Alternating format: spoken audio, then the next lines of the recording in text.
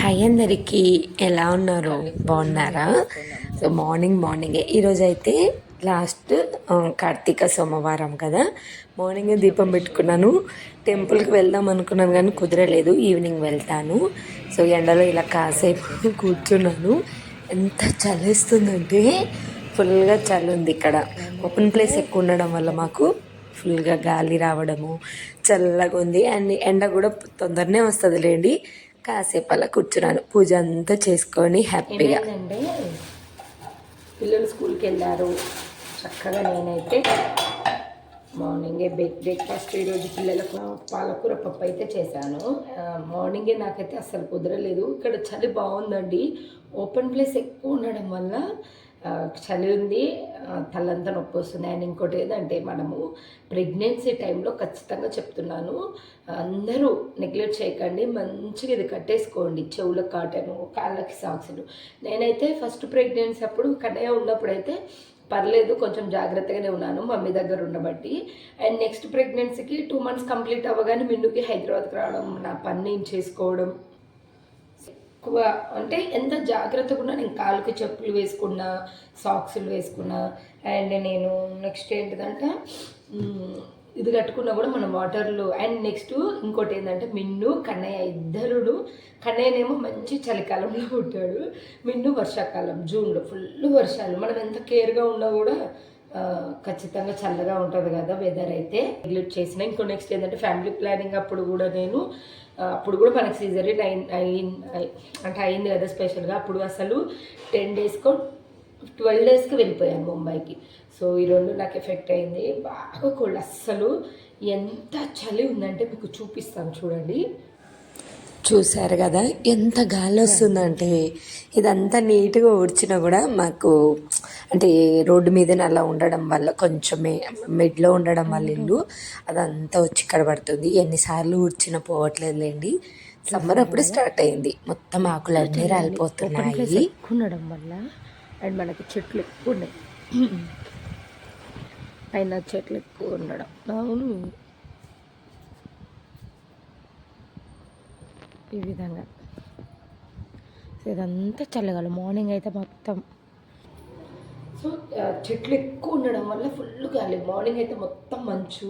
ఇక్కడ చలి ఎక్కువ ఉంటుంది అంటే ఓపెన్ ప్లేస్ ఎక్కువ ఉండడం వల్ల. ముంబైలో 6 months వర్షాలు వచ్చినాయి. ఇంత చలి ఉండదు దగ్గర ఇల్లు ఉండడం వల్ల. సో అందుకే బాగా కోల్డ్. అండ్ మార్నింగే లేచి మళ్ళీ బ్రేక్ఫాస్ట్ ముగ్గురికి బ్రేక్ఫాస్ట్ మిన్నుకి ఇంకా సపరేట్గా కట్టాలి.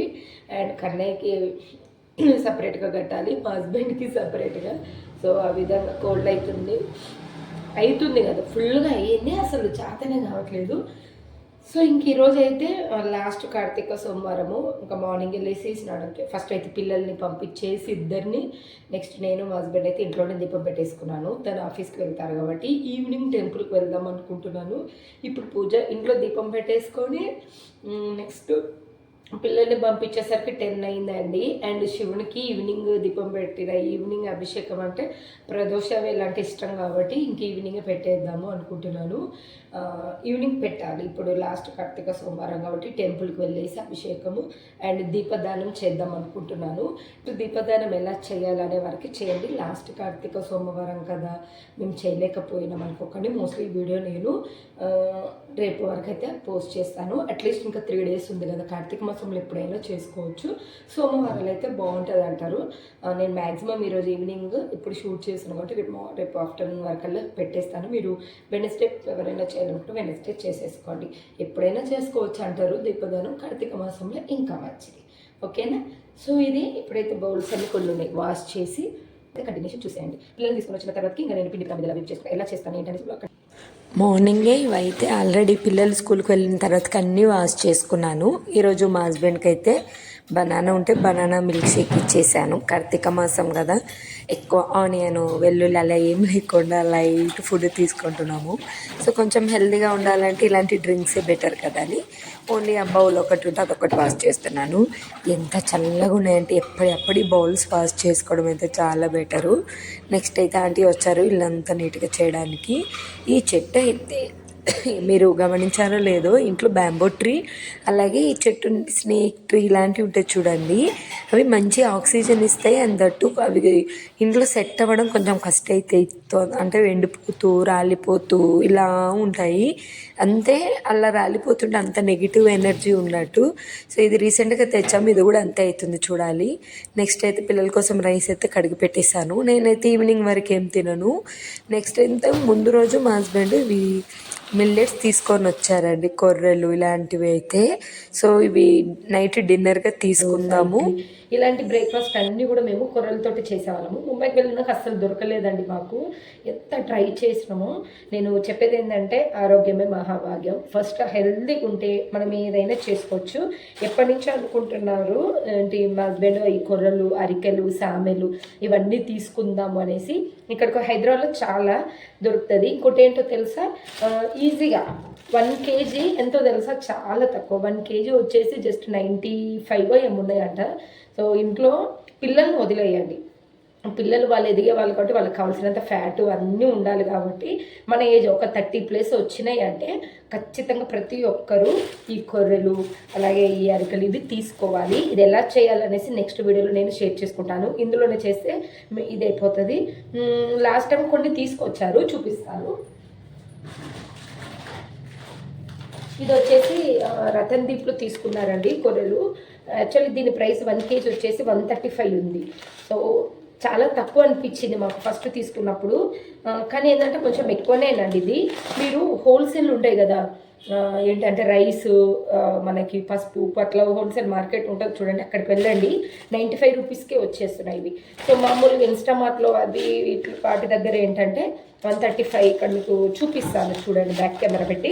130 to 135 ఉంది 1 kg. బట్ ఇదైతే యాక్చువల్లీ ప్రైస్ వచ్చేసి 95. సో ఒక 4 ఐటమ్స్ తెచ్చారు. రోజుకొకటి మేము చేసి కొంచెం సండే స్పెషల్గా తినొచ్చు అనేసి. సో మిగతా రోజులన్నింటిలో ఇవి చేసుకొని తిందాము. నైట్ చెప్పాను కదా 30+ దాటిన వాళ్ళు ఏంటంటే లైట్గా తినాలి. హెవీగా తినాల్సింది ఏంటంటే ఆఫ్టర్నూన్ లంచ్కే ఫుల్గా తినేసేయచ్చు బాగా కడుపు నిండా. ఇంకా డిన్నర్కి రైస్ స్కిప్ చేసి ఇవి తినేద్దాం అనుకుంటున్నాము. ఒక్కొక్క రోజు ఒక రోజు అంబలి, ఒకరోజు ఉడకపెట్టేసి రైస్ లాగా తినడము అని నానబెట్టేసుకుందాము.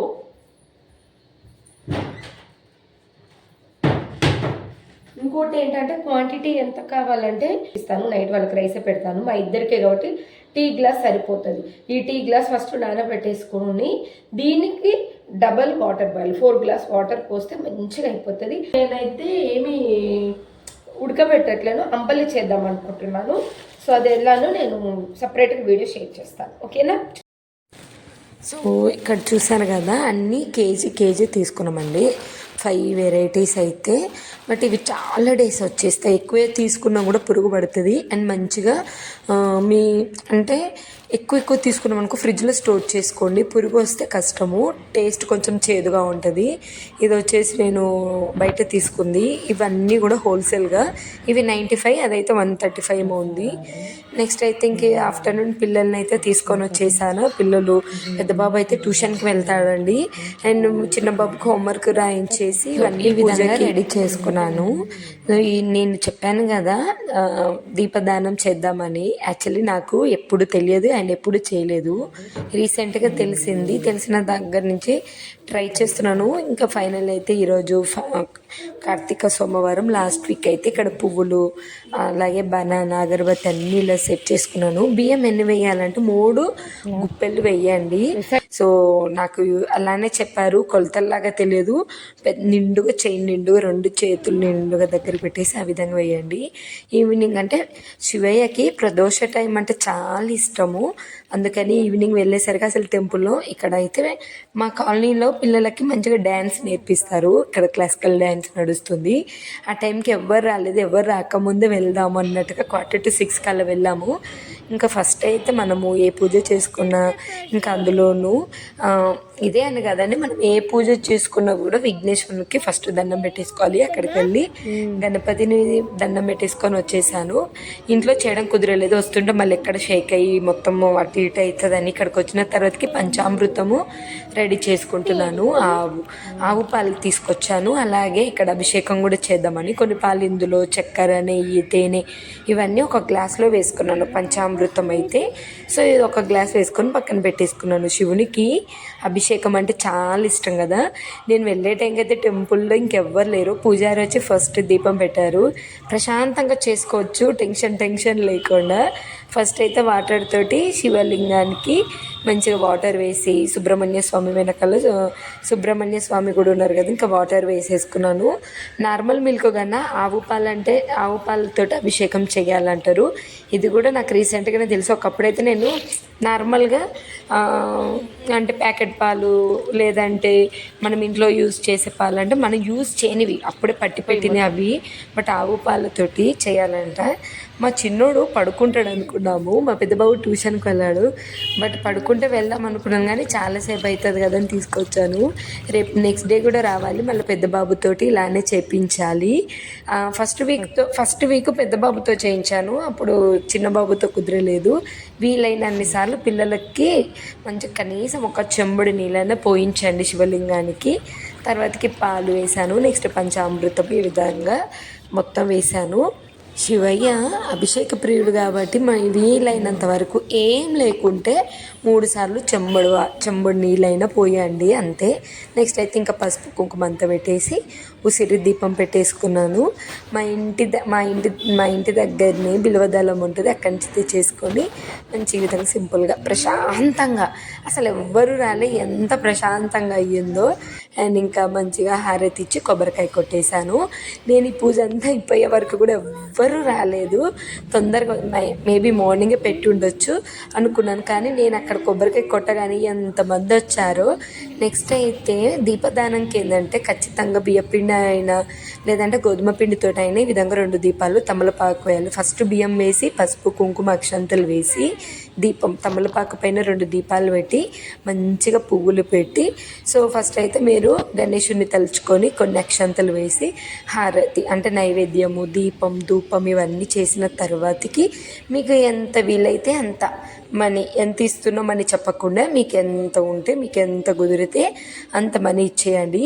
నేను ఫస్ట్ టైం కదా, అంటే నాకు తెలిసిన వాళ్ళు చెప్పారు, అలాగే యూట్యూబ్లో కూడా పూజారికే ఇవ్వాలి అన్నారు. బట్ నాకు భయం వేసిందండి, అసలు వీళ్ళ పూజారి తీసుకుంటారా లేదని. ఫస్ట్ అయితే అన్నీ రెడీ చేసుకొని ఇక్కడ పూజారి అంటే స్వామి ఇక్కడ కూర్చుంటే పూజారి అడిగాను, అంటే సరే అమ్మ అన్నారు. ఆయన ఆల్రెడీ ఎవరో ఒకరు ఇచ్చారు.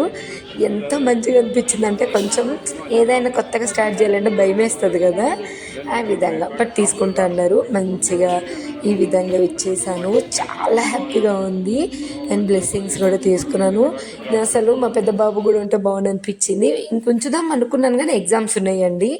సో అంటే ఇట్లా నేను నా మనసులో ఉంది ఇలా దీపదానం చేయాలని. బట్ వెళ్ళిన తర్వాత ఎవరైనా తీసుకుంటారా లేదా ఇది ఒక భయం ఉండే అన్నట్టు. ఫైనల్ అయితే ఇంకా మంచిగా ఇచ్చేసామా. లాస్ట్కి ఇక్కడ ఆవుకి గోమాత కూడా బనానా తెచ్చి తినిపించేసాము ఇద్దరము. నేను ఈ విషయము ఈ వీడియో కనుక మా పెద్దోడు చూస్తే ఫుల్గా ఏడ్చేస్తారు. ఖచ్చితంగా రేపు తీసుకొని వచ్చి ఈ విధంగానే చేయించాలి. మళ్ళీ మంగళవారము బుధవారంగా గురువారం క్లాస్ అవుతుంది అనుకుంటా అభిషేకం చేయించి. ఎస్పెషల్లీ మా కన్నయ్యకి ఆవులకి తినిపించడం అంటే భలే ఇష్టము. కొన్ని ఫ్రూట్స్ తీసుకొచ్చి తినిపించాలి. చాలా బాగా అయింది. ఖచ్చితంగా కార్తీక మాసంలో దీపదానం ఇవ్వాలంట. నాకైతే తెలియదు, నేనైతే ఫస్ట్ టైం చేసిన మంచిగా సక్సెస్ఫుల్గా అయ్యింది. చిన్న పొరపాట్లు అవి కూడా తెలియని పొరపాట్లు చేస్తే పోతాయి. కావాలని తెలిసి మనం మిస్టేక్ చేసి దీపదానం చేస్తే అది కుదరదు, అది లెక్కలోకి రాదు. మనకి తెలియకుండా ఏమన్నా చిన్న పొరపాట్లు చేస్తే అవి కూడా చిన్నవి తెలియకుండా చేస్తే అవి పోతాయి. అందుకే దీపదానం కార్తీక మాసంలో మంచిది. ఎస్పెషల్లీ ఏకాదశి అలాంటి మంచి డేట్లో ఇస్తే బాగుంటుంది అంటారు. ఫైనల్లీ ఇచ్చేసాం.